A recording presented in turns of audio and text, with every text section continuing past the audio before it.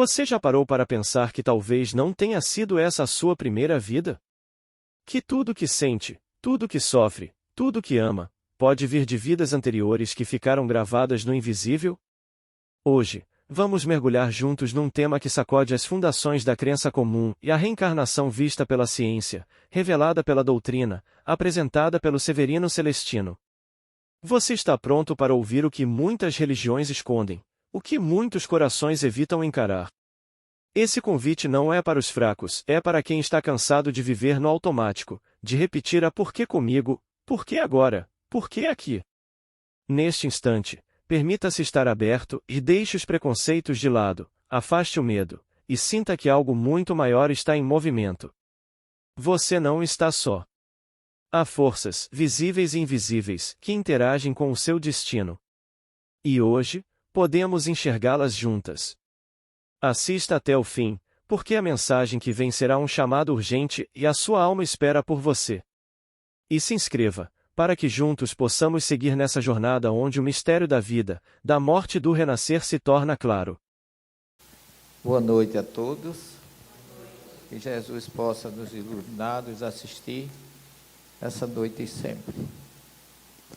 Nosso abraço fraternal aos nossos queridos irmãos internautas, aqueles que estão chegando aqui pela primeira vez, o casal lá de Minas, Guanhães, exatamente, a doutora Lúcia, o doutor Nelson e o Eduardo, filho deles. Sejam muito bem-vindos à nossa casa. Aquela senhora lá que eu não sei o nome, Raquel, Rachel, em hebraico significa ovelha, né? É um nome judaico e hebreu. Seja bem-vinda, Raquel. E os nossos queridos internautas e aqueles que estão sintonizados conosco no momento e que sintonizarão no futuro. As nossas reuniões são híbridas. Quem pode vir, nos dá a honra da presença. Quem não pode, nos dá a honra de estar ausente, porém presente, sintonizando conosco. A semana passada nós falamos de a questão 222 do Livro dos Espíritos, que é uma questão que não tem pergunta, é uma análise racional de Kardec sobre as múltiplas existências, que ele não chamou nem de reencarnação, mas de múltiplas existências. Porque Kardec era um pesquisador, um pedagogo, um homem muito respeitado pela sociedade de então, lá em Paris. E Kardec tinha um conhecimento científico fantástico. E como a gente falou de pluralidade das existências, através de Kardec, que ele conclui nesse seu estudo da questão 222, mostrando que só através da reencarnação é que pode se responder muitas coisas que, do ponto de vista racional e lógico e científico, as religiões não conseguem responder. E hoje, então, eu trouxe um estudo científico sobre as conhecidas vidas sucessivas. Porque a gente que é da área de saúde, a turma mais antiga não, mas hoje até quem está se formando na área de saúde, em qualquer área da academia, da universidade, faz um trabalho que eles chamam de TCC, que é trabalho de conclusão de curso. Todo acadêmico hoje, em qualquer lugar, tem que fazer esse trabalho. Foi uma regra que surgiu ali pelo ano 2000, eu acho que depois de 2010. Eu orientei muitos trabalhos de TCC na universidade. Mas dependendo da área que você vai trabalhar, ou você faz uma revisão de literatura, ou você faz um trabalho científico, que na área de saúde tem um conteúdo, ou uma técnica, ou um método diferente das áreas humanas. Porque as áreas de saúde trabalham com a clínica e os processos, aquilo que é conhecido na medicina, na odontologia, na farmácia, nas chamadas especialidades ou cursos na área de saúde, os trabalhos têm uma metodologia científica diferente, porque envolve parte prática. Você tem que ter uma introdução, uma revisão de literatura daquilo que você tem até agora dentro do trabalho do que você está estudando, e aí você vai acrescentar a sua experiência, seu conhecimento, a sua experiência clínica na prática, através de cirurgias, através de procedimentos invasivos ou não no ser humano, na área, no corpo físico. E aí você, além de fazer a sua introdução, metodologia, execução clínica prática, faz uma estatística e uma conclusão para chegar a expor para a sociedade, para as pessoas, aquilo que tem de mais recente nas suas descobertas. Nas áreas humanas, que inclui psicologia, filosofia, direito e outros cursos, a técnica, ou seja, o método científico não é o mesmo da área de saúde. E Kardec, que foi da área humana, que era da área psíquica, ele inclusive estudou, ele fundou um curso de ciências psíquicas em Paris. Kardec estudou um método, ou usou uma metodologia que ainda hoje está em plena validade. Veja bem, em plena validade, que é o método dedutivo, que não tem parte prática, porque não está lidando com o ser humano, não tem essa parte prática, nem estatística, mas é um método racional, que você junta premissas, analisa e chega a uma conclusão. Premissas diversas para uma conclusão única. E ele fez isso com muita propriedade, lançando a obra chamada O Livro dos Espíritos. Ele pesquisou, ele analisou, ele passou tempos, noites e mais noites, sem dormir, para trazer isso que a gente tem hoje já mastigadinho, bonitinho. E ele deixou filosoficamente o Livro dos Espíritos pronto, com base esse caráter científico, não é um livro de teoria, porque é um livro de arguição, de perquirição, de busca, trazido através de pesquisas psíquico-biofísicas, planejado e dirigido pelo mundo espiritual. E esse trabalho ele lançou pronto, está pronto.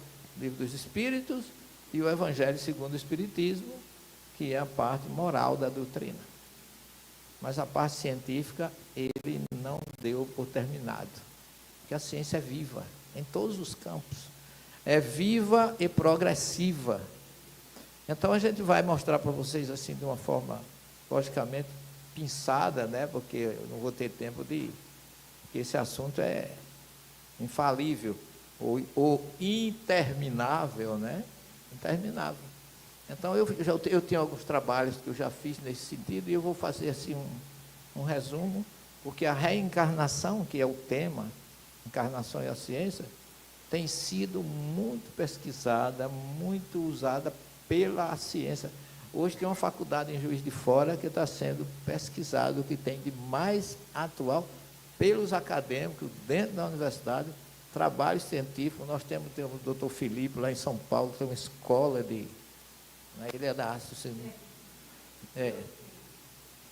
neurociência, tem uma cadeira, a tese dele foi na glândula pineal, que é a glândula da mediunidade. Ele provou cientificamente que os cristais presentes na glândula pineal, ele tem uma influência muito grande nas faculdades mediúnicas, que a glândula pineal, que a gente achava que atrofiava depois era uma glândula da adolescência, né? Desenvolveu fisiologicamente o corpo, aposenta. Não, senhor, aí que começa o trabalho, quando ela desenvolve o físico e depois vai trabalhar com o espiritual, porque ela é uma verdadeira antena parabólica. Ela é considerada pelos orientais como terceiro olho, porque é uma glândula que tem exatamente nessa região frontal, ela que... A tese do Dr. Sérgio Felipe provou que quanto mais cristais você tem na pineal, mais sintonia você tem com o mundo espiritual. Uma tese assim fantástica que ele fez, já faz mais de 20 anos que ele Eu tenho a impressão que já faz mais de 20 anos que ele defendeu esse trabalho. Mas a ciência não para. E não é pesquisado isso só no Ocidente, mas, sobretudo, no Oriente. Quer falar, Jacques, sobre uma coisa?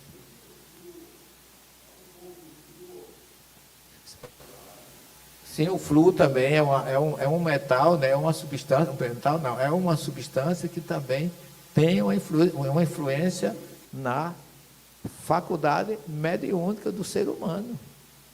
Tem raiz e base. Então, nós somos frutos daquilo que existe na terra. Por isso que Adão é Adamá, que é terra, em hebraico veio Adão. Todas as estruturas, todos os elementos que estão na natureza são utilizados pelo homem para exatamente que ele tenha a sua fisiologia normal e, ao mesmo tempo, possa ter contato com o mundo espiritual.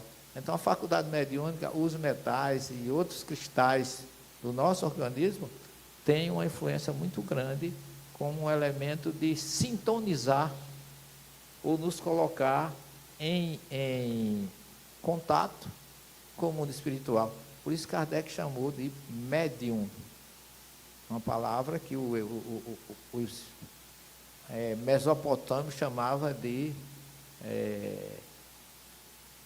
Nabu, era o deus da Mesopotâmia, Nabu. O árabe chama Naba, e o hebreu chamou de Navi, que o grego chamou de profetas, e Kardec chamou de intermédio. Cada um no seu tempo tendo a mesma coisa dita com linguagem local, em todos os sentidos. E nós vamos apresentar a vocês alguma coisa, um pouco do que a gente tem na história, sobre a ciência e a reencarnação, ou a reencarnação e a ciência. E não é algo que aqueles que muitas vezes que descobriram, não queriam descobrir, ou queriam negar. Trabalharam para negar. E acabaram provando. Tem uma obra chamada de um grupo de padres que estudou o livro dos Espíritos para negar a doutrina espírita. E antes de terminar, ele estava fazendo já uma reunião mediúnica, porque ninguém manda nessa questão. É como dizia Chico, o telefone toca de lá para cá e não daqui para lá. E tem muitos e muitos casos nesse sentido. Mas passa o próximo, por favor, para a gente ter uma... Vão lendo aí enquanto eu traduzo. Isso aqui, gente, é o Gênesis 2,7.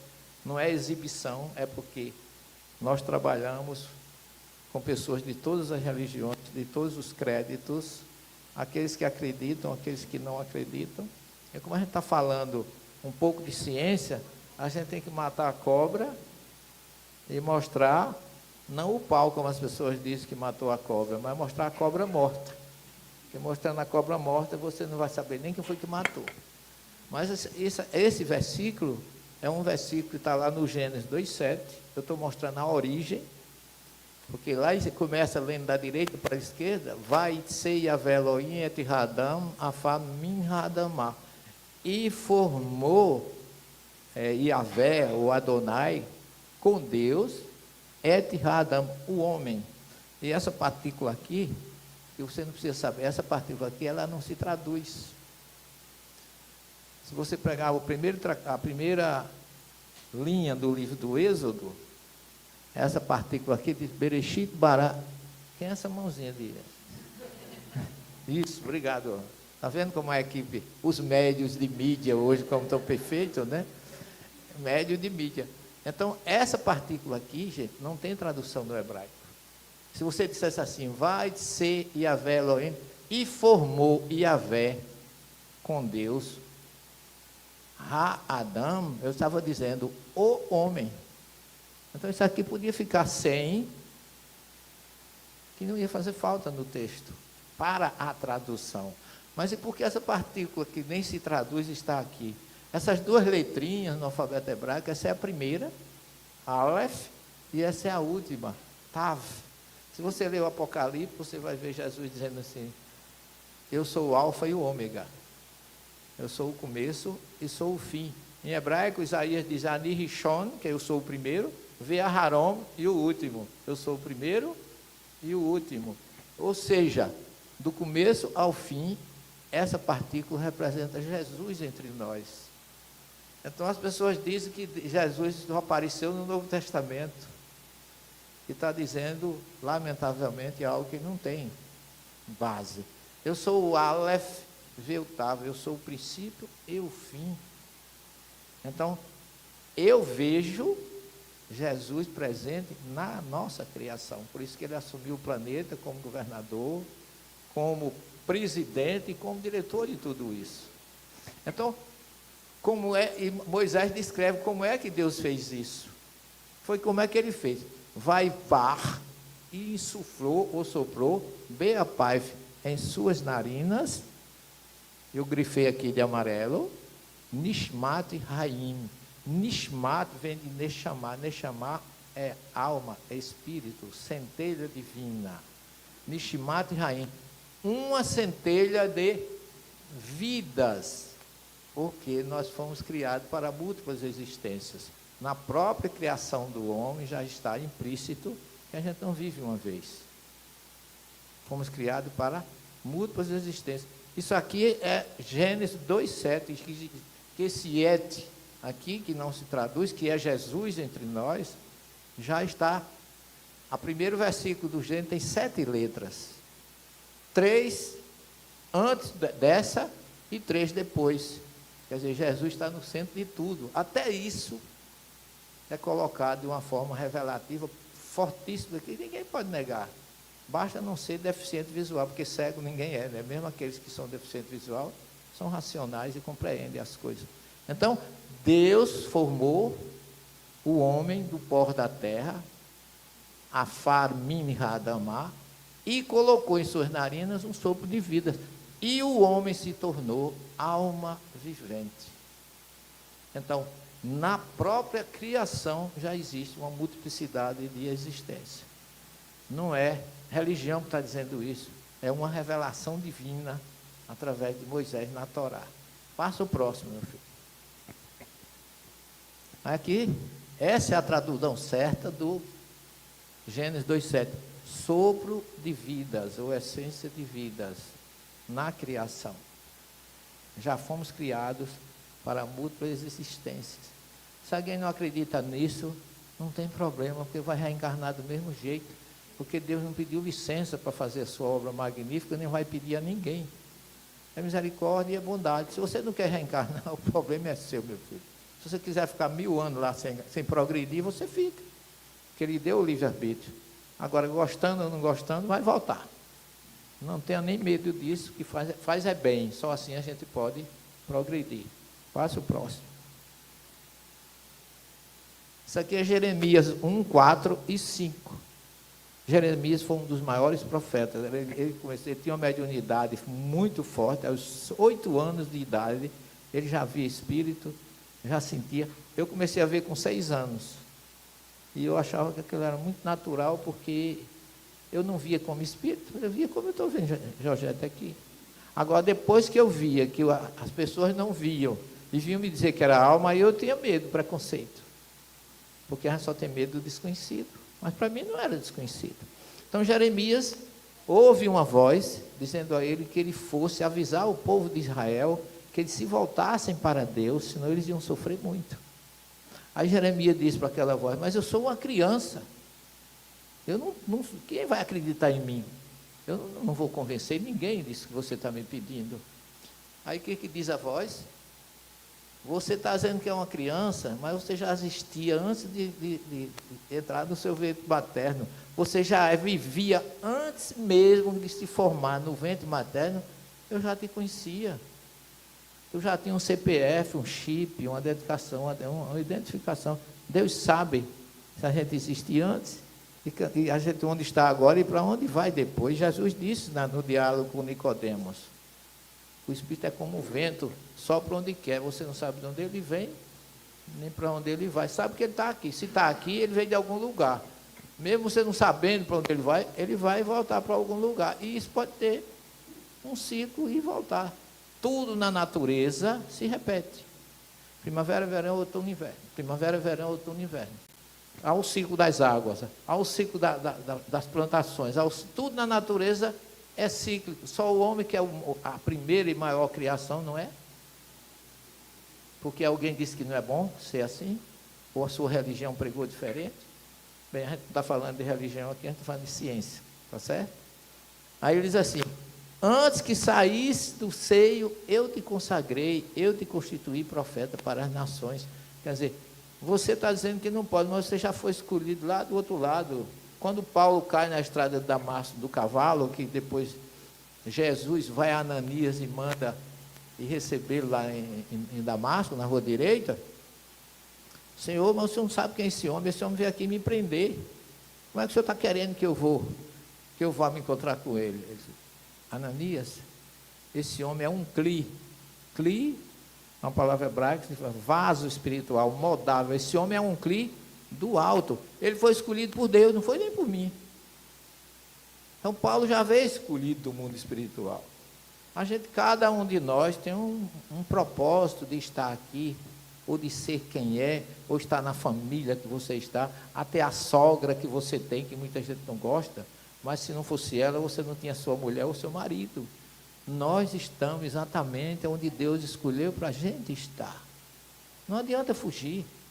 Então, olha aí, eu mesmo, antes de você se formar, meu filho, eu já lhe escolhi, e você vai fazer isso. E ele fez uma coletânea de lamentações de Jeremias, fez o seu livro, que é um livro de profecia fantástico, com revelações dessa natureza. Passa o próximo. O Salmo 23, cantado aqui por vocês, é um salmo belíssimo, mas é um salmo reencarnacionista. Mas como as pessoas não acreditam, os tradutores quase sempre não são espíritas, e quando tem um assim como eu, metido a traduzir, as pessoas discriminam, execram, diz que é herege, que é meia, que só está dizendo bobagem. Não tem problema, a gente faz o nosso papel e vai em frente. Mas Davi foi um grande médium, um grande profeta, e pregou reencarnação. Esse salmo é reencarnacionista.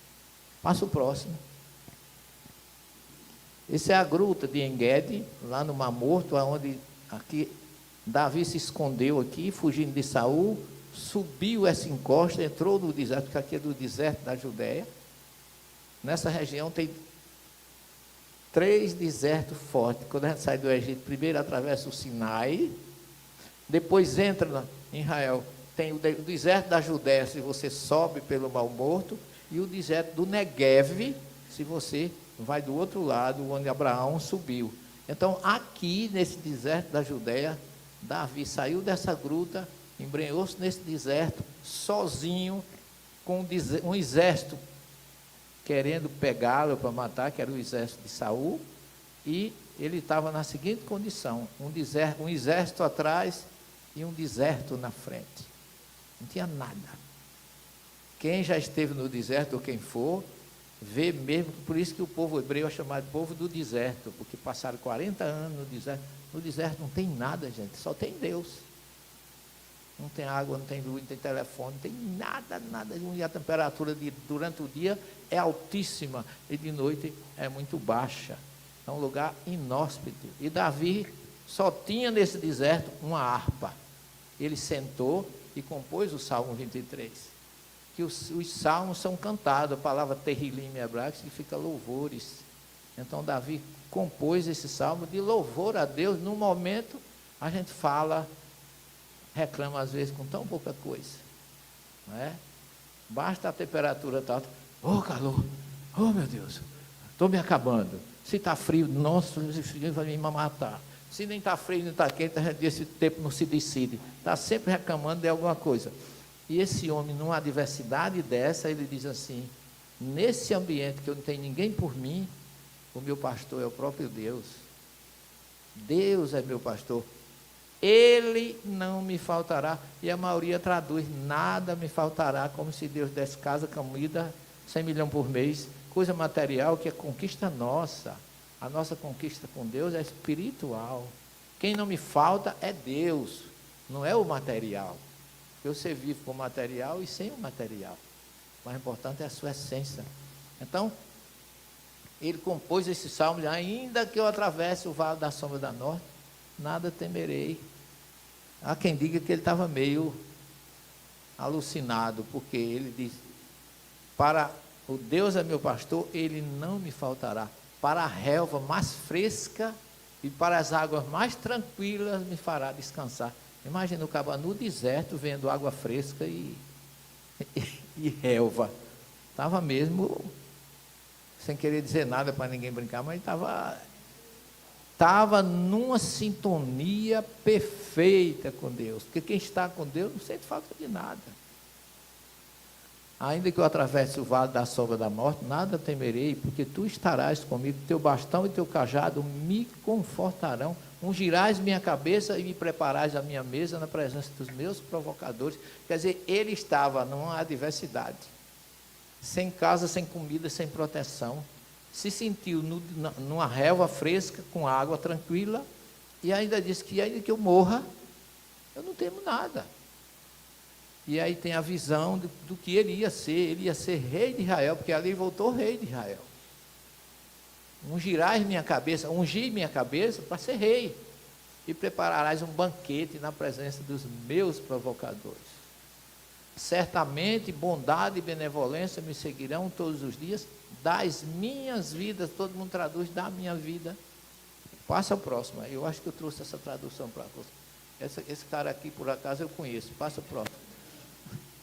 Aqui é onde era antigamente realmente a gruta, que desmoronou hoje só tem o oásis. Aí tem um oásis que chama Engedi, que é o oásis do bode, porque nessas montanhas, você vê nessa adversidade, aqui e acolá você vê os bodes montanhês aí por cima desses ambientes inóspitos, né? Pode passar. Esse é o nosso grande mestre, pesquisador, cientista, pode passar, que trouxe, através da Gênesis, informações interessantes nesse sentido, sobre a ciência e a doutrina espírita. Esse é o livro mais científico da doutrina. Todo mundo diz que é o livro dos médiuns. Não, o livro dos médiuns é um livro de ciências práticas da mediunidade. A Gênese, você vai ter o livro dos espíritos, o livro dos médiuns, o Evangelho segundo o Espiritismo e o Céu e o Inferno, são os 4 primeiros. São obras que têm participação dos espíritos, mensagens, psicografia, tá tudo aí. O primeiro tem 1019 questões feitas pelos espíritos, mas a Gênesis não tem psicografia, não tem mensagem de espírito, não tem nada. É Kardec se revelando como um grande cientista. É um trabalho digno de você, não é ler, a Gênesis é para se estudar e ver realmente que ali tem ciência pura. Passa o próximo. O Espiritismo e a ciência se completam reciprocamente. A ciência e seu Espiritismo se acham na impossibilidade de explicar certos fenômenos só pelas leis da matéria. Ao Espiritismo sem a ciência faltaria apoio e controle. É racionalidade. Ele diz que a ciência e a religião nunca se entenderam por isso, porque cada um quer ver uma coisa a seu modo, mas a ciência e o espiritismo têm que estar caminhando juntas. Por quê? Ele trouxe a filosofia com o livro dos espíritos e trouxe a moral com o evangelho, e a ciência ele deixou inicial, não deixou nada pronto na ciência.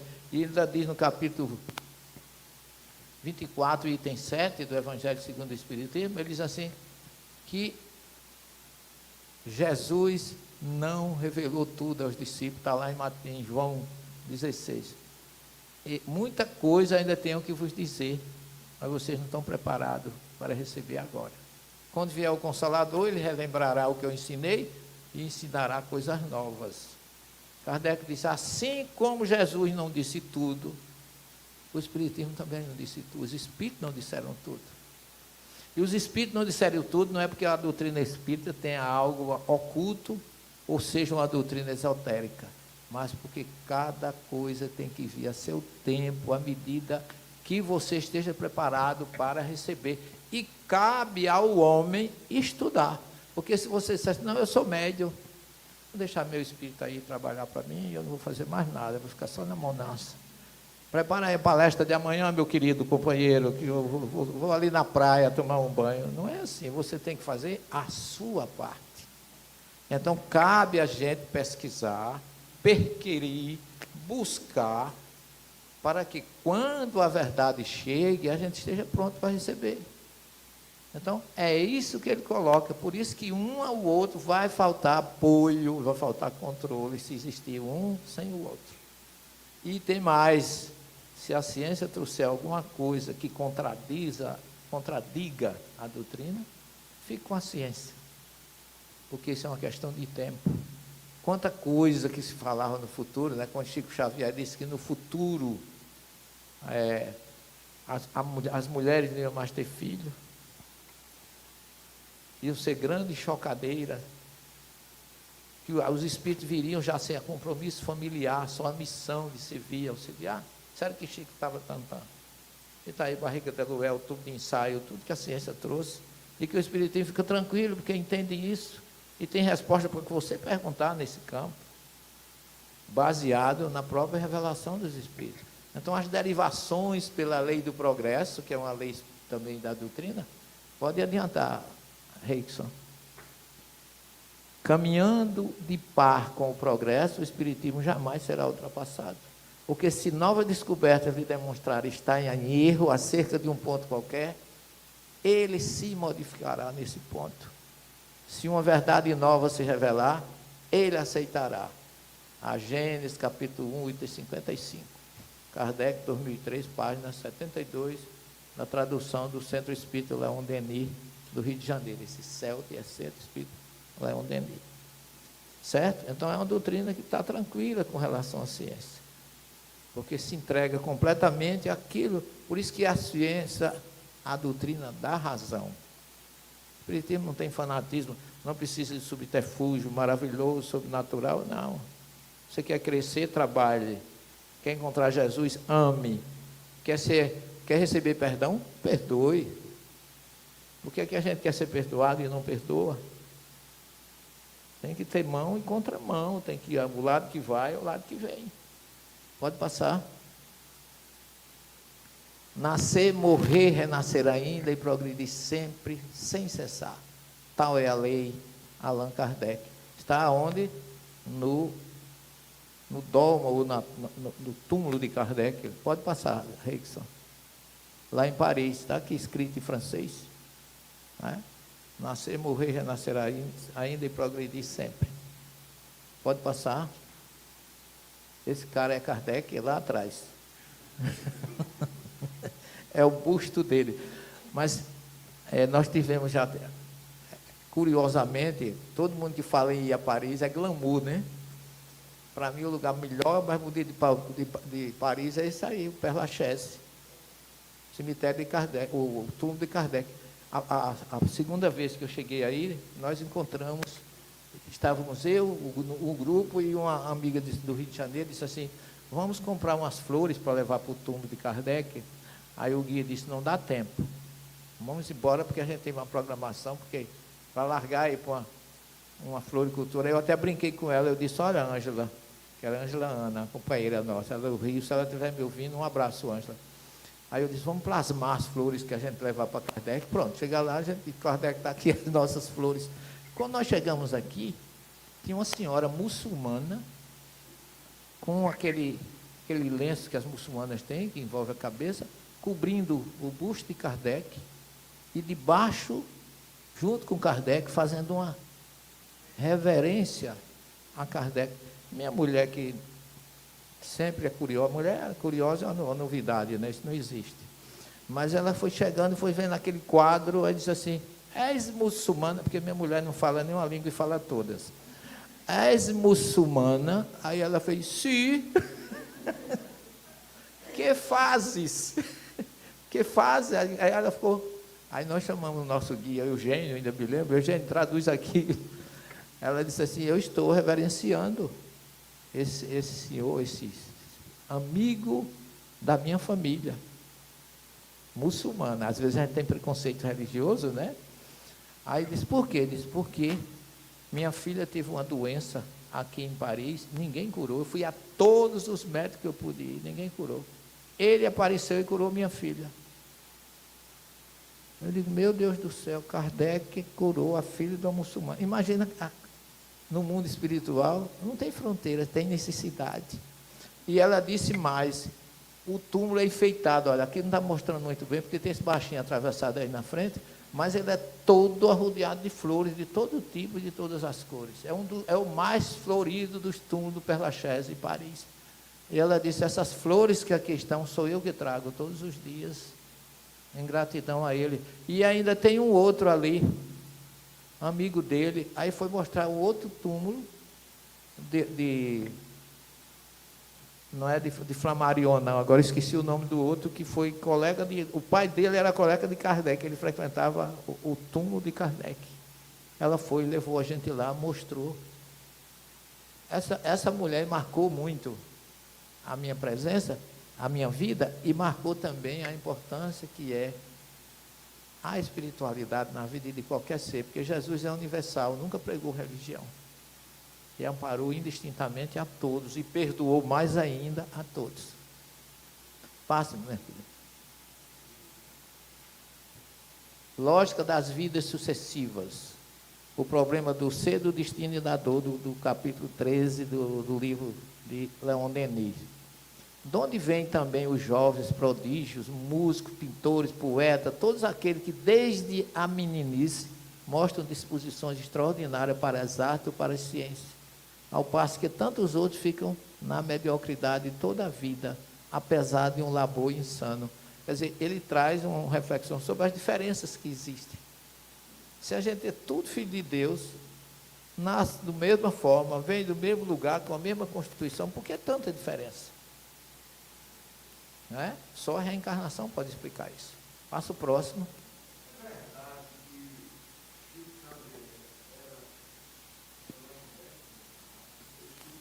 Há muita gente que defende isso, Jacques. Que Allan Kardec Chico Xavier é a reencarnação de Allan Kardec. Kardec dizia que não era médium. Era Kardec quem dizia que não era médium. Mas se você vê a história do Evangelho segundo o Espiritismo, o Espírito São Luís vem para ele quando diz que ele, através do médium dele lá em Paris, perguntou: o que pensais da obra que eu estou fazendo, que era o Evangelho. Ele chega e diz: essa obra vai fazer com que a Terra deixe de transitar entre os planetas das sombras. Aí Kardec disse: eu estou à altura de tamanha responsabilidade. Aí o Espírito da Verdade diz assim: tu tens a fé dos que transportam montanhas, vai em frente. Aí ele diz assim, o Espírito diz assim: tu não sabes, quando é tu que falas, é o Espírito da Verdade que fala por ti. Ora, se o Espírito São Luís disse a ele que ele não sabia que era ele ou o Espírito falava, porque ele estava mediunizado, meu filho. Ele que dizia. Eu tenho um amigo que faz um trabalho comigo, ela toda quinzenalmente, a gente faz um trabalho de Moisés a Kardec no YouTube. E ele diz: eu não sou médium, mas eu e o Álvaro, a gente zomba muito dele, porque ele traz cada coisa, ele diz cada coisa, cada prece que ele faz. Eu digo: tu não faria uma prece dessa nunca sozinho. Então não tem essa história de dizer eu não sou médium. Ele que era uma grande cabeça e tinha uma intuição fantástica. O Espírito São Luís aproveitava e trouxe esse material e o Espírito da Verdade que a gente conhece. Mas esse é o doutor Emendra Banerjee, médico psiquiatra indiano e do Departamento de Parapsicologia da Universidade de Rajasthan, na Índia. Pesquisou mais de 3.000 casos sugestivos de reencarnação na Índia e outros países orientais. Publicou um livro, passa o próximo, Rex, por favor. Uma vida pretérita e futura. Essa obra é fantástica. O trabalho dele é um trabalho de perquisição, de busca. Tem muitos casos de reencarnação que ele narra, e tem um deles de um menino que disse para a mãe: eu não sou daqui, você não é minha mãe, nem ele é meu pai. Meu pai e minha mãe são da fazenda tal, em tal local. E começou a dar e aquilo ficou se repetindo, até que o doutor Banerjee teve notícia, e ele acompanhava esses casos, porque a Índia é um país que a reencarnação tem muita força, né? e encontrou o menino, e ele disse, eu sou da rua tal, moro na fazenda tal. Aí ele disse assim, vamos lá. Levou o menino lá, e quando chegou, que a dona da fazenda, por sinal viúva, abriu a porta que saiu, ele disse assim, é fulana, é minha esposa, eu preciso conversar com ela. Aí o doutor Banerjee disse, pois não, fiquem à vontade. Agora a senhora preste atenção no que ele diz, porque eu estou fazendo um trabalho, explicou. Ele conversou 2 horas com essa mulher. Quando saiu, ela disse, eu não tenho dúvida nenhuma que esse foi o meu marido, que foi assassinado aqui na fazenda, contou como foi.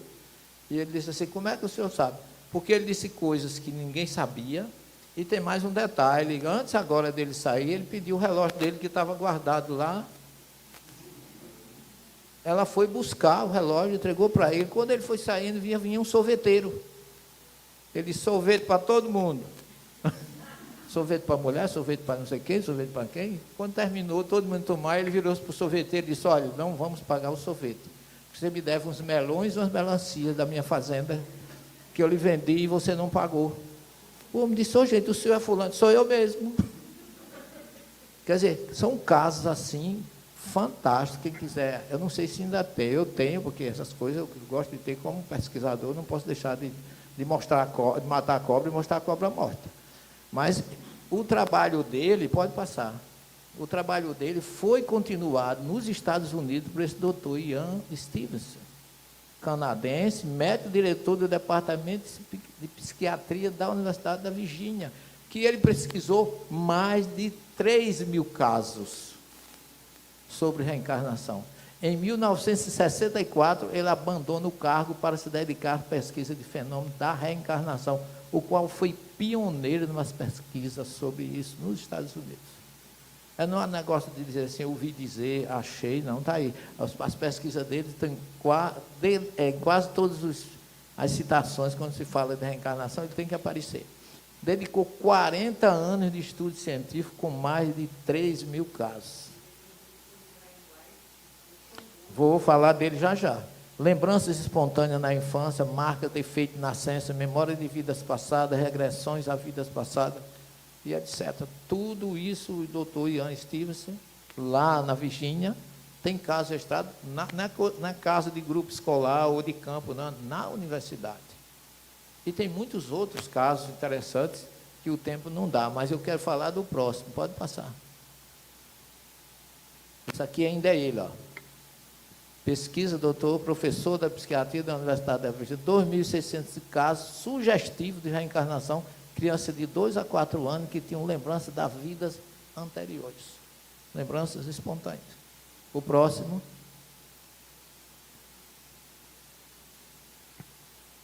Vai lá, senão tu vai reencarnar logo.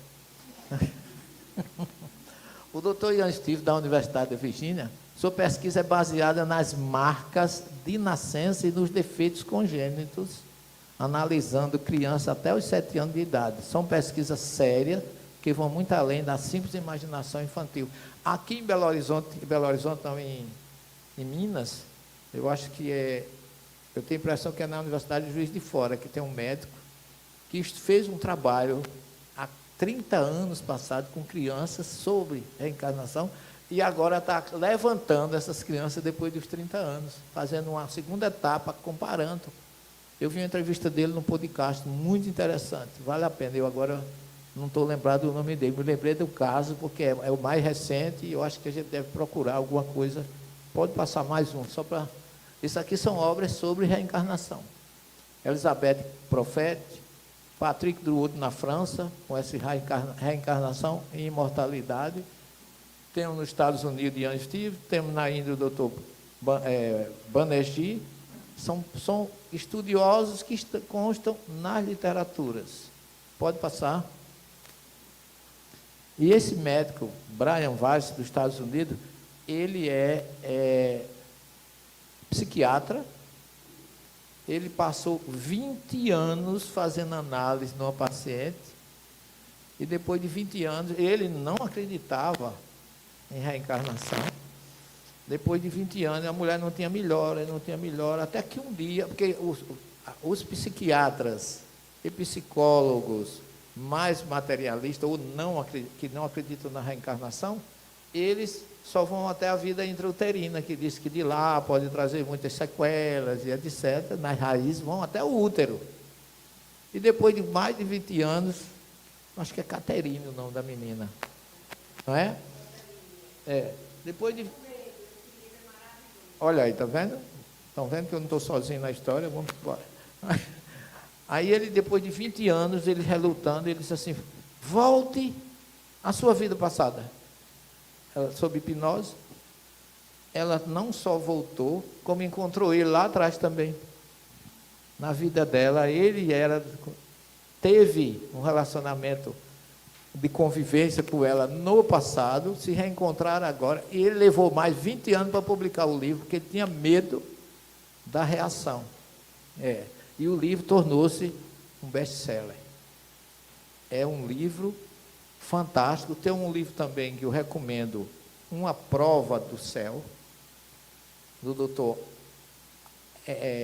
Elber Alexander III, neurocirurgião da Universidade de Harvard, nos Estados Unidos. Ele não acreditava em nada além da vida. Ele dizia que todos os estudos de EQM, aquela narração, era uma projeção do cérebro que dava aquelas imagens e trazia aqui daqueles que tinham morte, ou experiência de quase morte.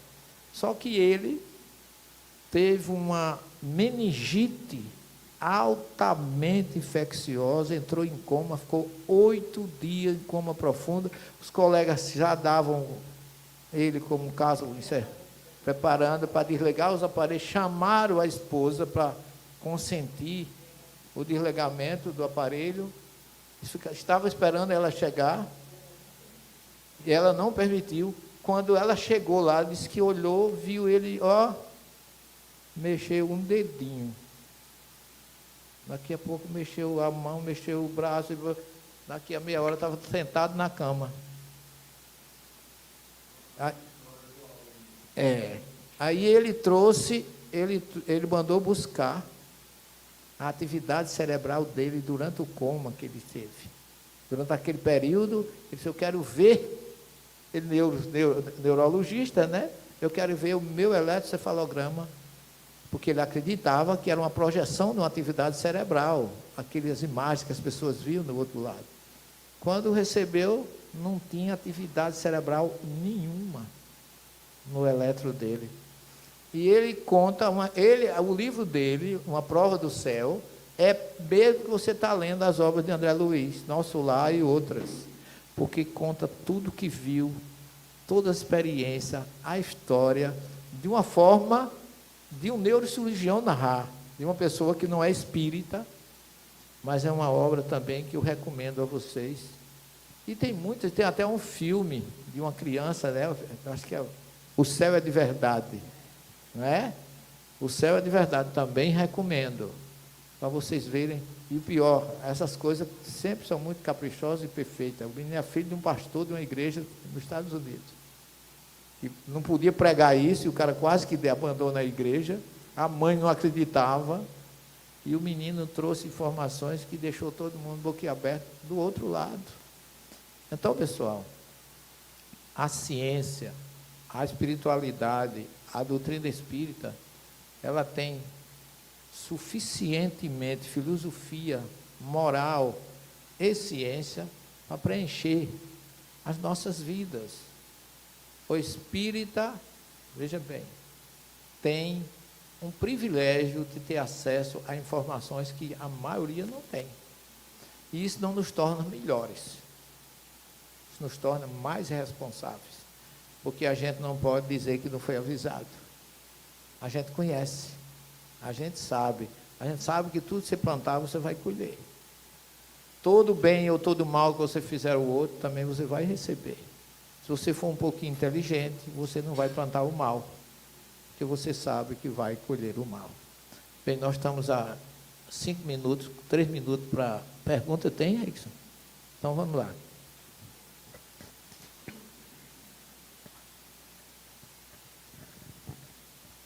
Boa noite a todos. A primeira pergunta é de Bruno. Ele faz a seguinte indagação. Como provar materialmente a reencarnação pela ciência, uma vez que isso é algo pessoal, íntimo e mental? Nossa, os casos do Dr. Ian Silva não tem nada de pessoal íntimo nem mental. Ele estudou mais de 3.000 crianças com lembranças espontâneas. Quer prova melhor que essa? O caso do Dr. Brian Weiss, que eu acabei de mostrar, um psiquiatra com a sua paciente, que vai atrás de resolver um problema naquela encarnação, porque não acreditava em reencarnação, e ela o transporta para uma vida anterior. Então, nós temos inúmeros casos, só entre ele e Banerjee, nós temos 6.000 casos. Aqui no Brasil, teve Hermínio de Miranda, que estudou 20 casos de reencarnação. Então, eu acho mais difícil provar que a reencarnação não existe do que de que ela é uma verdade. Porque se ela não existir, se ela não for uma verdade, Deus é injusto, porque Ele vai dar privilégios a um e a outros não. Porque é que Ele faz pessoas nascerem aí com 1,80 m, 1,90 m, e eu sou quase anão? Quer dizer, então essas diferenças são colheitas. Eu devo ter sido muito metida a 31 de fevereiro, que eu devia ser muito alto, bonito. Hoje vinha essa coisa baixinha, feia, pobre, morando longe, sem nenhum privilégio. Então, isso não é castigo, é colheita. Então, sem a reencarnação, eu acho que eu estaria perdido. E graças a essa senhora que está aqui, Dona Helena, e Leon Denis, com a obra Espiritismo, Cristianismo e Espiritismo, porque eu me libertei desse preconceito e desse desconhecimento que me fazia tanto mal. Respeito quem não acredita em reencarnação e digo, não tem problema não. Quando chegar lá, a gente discute e você vai me dizer se tem ou não. É a única, não é? A reencarnação é, sobretudo, misericórdia divina, que dá a chance da gente recomeçar onde a gente não falhou, onde a gente falhou. Com a reencarnação, ninguém está perdido. Jesus diz, não se perderá nenhuma das ovelhas que o Pai me confiou. E só pode ser corrigido em tempo hábil, com racionalidade, com a reencarnação. A próxima é de Ari Souza, ele é de Caieiras, São Paulo. Um abraço, Ari Souza. Ele é quase monitor já aqui do curso, né? Ele pergunta, existe algum espírito das trevas que é impedido de reencarnar? Não. Todos os espíritos têm direito à reencarnação. E até aqueles insubordinados, ou aqueles mais terríveis, ou mais inferiorizados, mesmo que não queira reencarnar, Deus o reencarna compulsoriamente. Então, ele vem com deficiência, o que você vê, não estou apontando, mas de uma forma geral, os espíritos que nascem com deficiências físicas, psicológicas, ou de uma maneira geral, têm esses limites, que é uma forma compulsória dele saldar o seu débito. À medida que ele vai passando por isso, eu já visitei alguns locais, sobretudo em Minas, em Sacramento, lá tem uma colônia, Santa Maria, se eu não me engano, é fundada por Eurípides Barçanufo e as irmãs dele. Lá tem um espírito que diz que foi Torquemada, que reencarnou lá. É todo deficitário. A informação que eu tive, eu não cheguei a conhecer, eu estive lá, mas não conheci. E disse que até as enfermeiras que cuidavam dele, ele queria atacar, mesmo com a deficiência que tinha. Chico Xavier conta o caso de uma criança que tinha excepcionalidade, era paraplégico, vivia numa cadeira de rodas, não falava, para se alimentar tinha que ser através de sonda e tudo mais, mas que durante a noite, quando ele saía do corpo, ele ia obsediar a própria mãe. Era um espírito tão terrível que ia obsediar a própria mãe. E Chico diz que quando ele começa a obsediar a mãe dele, os outros inimigos que ele tem batem em cima dele para atacá-lo. Ele foge e se abriga no próprio corpo. Então, isso são reencarnações compulsórias que Deus assim o permite, para que a gente possa evoluir mais rápido. Querendo ou não querendo, o progresso tem que vir. Então, não existe nenhum espírito que seja proibido de reencarnar. Talvez seja proibido de reencarnar na Terra, mas vai para um planeta inferior, mas que vai reencarnar, vai. A última é de Luiz Rabelo. Ele fala: sempre escutei que quem reencarna não lembra da vida anterior, véu do esquecimento. Existem espíritos que lembram de suas vidas passadas? Seriam estes superiores? Não. Na verdade, o fato de lembrar de vida passada, eu acho que são recados para nós. São instrumentos de trazer o testemunho de que a reencarnação existe. Porque todos nós, eu sempre digo, eu sou um espírito inferior, porque eu sou do planeta Terra, que é um planeta de terceira ordem, ainda muito inferior, onde o mal sobrepõe o bem. E graças a Deus, eu sempre disse, nunca na condição que tive essa encarnação, eu procuraria uma TVP. Por quê? Porque eu sei que dentro da lei do progresso, André Luiz diz assim, a maioria dos espíritos, eles só têm direito no mundo espiritual de regredir às 3 últimas encarnações. Porque se ele for mais para trás, vai encontrar cada coisa que aquilo pode prejudicá-lo. Então, o fato da gente não se lembrar quem foi da reencarnação passada é uma bênção. É tanto que você observa que a maioria das lembranças são na fase da infância. Por quê? Porque o efeito é mais para os adultos e não para a criança. E com o tempo ela vai perdendo. Porque a gente completa a reencarnação aos 7 anos. O espírito está realmente pronto no corpo, para viver naquele corpo. Então, não lembrar é uma bênção. Lembre-se que no Evangelho de Mateus e do próprio João, perguntaram a João Batista se ele era Elias. Ele disse, não sou Elias. Ele não se lembrava. João Batista, o precursor, aquele que veio revelar o seu mensageiro de Jesus. Tu és Elias? Não sou. Tu és, quem és tu? Eu sou a voz que clama no deserto.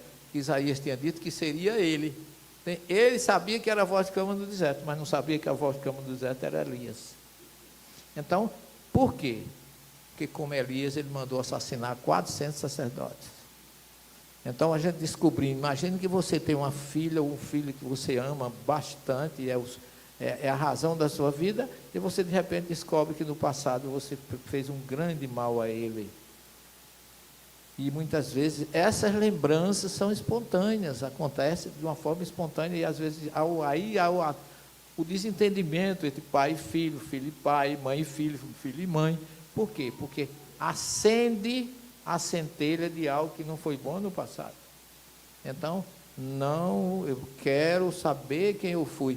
As revelações espontâneas que eu tive, ou que me fizeram, graças a Deus, a que eu tive mais forte, é que eu não fui fiel a Jesus. Isso aí para mim não foi muita novidade não, porque ainda hoje eu não me considero. Mas foi uma revelação espontânea que eu tive em Cafarnaum e que marcou a minha vida. 25 de setembro do ano 2000, de lá para cá eu fui outro. Eu tive 2 etapas, antes e depois do 25 de setembro do ano 2000. Mas para mim, me revelar que eu vivi no tempo de Jesus e não fui amigo dele, pelo contrário, tramei contra ele, me conforta e me dá força para que eu busque agora não fazer mais as bobagens que eu fiz. E que eu considere um objetivo e a luz da minha vida, que eu não tenho autoridade para dizer que eu amo Jesus, mas eu peço permissão para dizer que eu sou apaixonado por ele. Porque paixão, para mim, já é suficiente. Amor, eu não tenho essa condição de dizer que eu amo Jesus. Ok? Gente, já estamos estourando o nosso tempo. Muitíssimo obrigado. Agora que mergulhamos no labirinto das vidas sucessivas, no diálogo entre ciência e espiritualidade, você está diante de uma escolha. Continuar a viver como quem apenas observa o mundo ou despertar como quem compreende a razão da própria existência. Lembre-se, e nascer, morrer, renascer, esse ciclo é lei, é misericórdia, é oportunidade. E você não está à toa aqui, agora. Se o seu coração se inquietou, se a dúvida bateu, se a esperança floresceu, permita-se agir.